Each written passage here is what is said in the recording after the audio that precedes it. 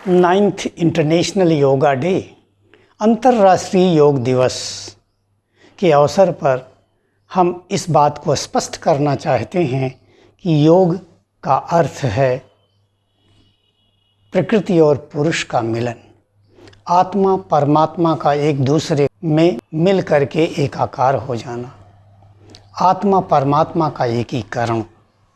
परंतु कुछ शारीरिक एक्सरसाइजेज और व्यायाम दिखाते हुए, शो करते हुए लोग ये कहते हैं कि यही योग है।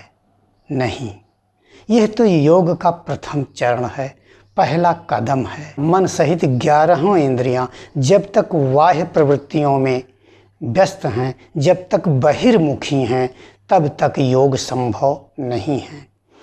उनको अंतर्मुखी करके, उनको एकाग्र करके, प्रकृति में जो बिखरी हैं बाह्य जगत में उनको समेट करके उस आत्म पथ की ओर चलाना, जिससे कि वो आत्म तत्व को पहचान सकें और उधर की ओर अग्रसर हो सकें, वही योग मार्ग है। इसके लिए सर्वप्रथम आप एकाग्र करिए अपने चित्त को और अपने जो शरीर की क्रिया प्रतिक्रिया है उसमें उसको लगाइए। इसका अर्थ केवल वो यही है कि उनको बाह्य प्रवृत्तियों से समेटो और उनको अंतर्मुखी करो और आत्म मार्ग पर चलने दो। जब तक यह बहिर्मुखी हैं तब तक यह 10 मुँह, जिससे कि हम इस बाह्य जगत में व्यस्त रहते हैं, यही हमें दशानन बना देते हैं। अर्थात 10 मुँह वाले हम जो कि बाह्य जगत में व्यस्त हैं, और जब हम इनको समेट करके, इनको अपने अंडर में करके, कंट्रोल में करके, संयमित करके इनके ऊपर हम सवार हो जाते हैं, तो हमारा व्यक्तित्व दशरथ कहलाता है। जब हम दशरथ हो जाते हैं तभी अनुभव रूपी राम का हमारे अंदर उदय होगा। इस प्रकार से मानव जीवन में 2 मार्ग हैं, प्रवृत्ति मार्ग और निवृत्ति मार्ग। प्रवृत्ति मार्ग ही दशानन है, रावण है।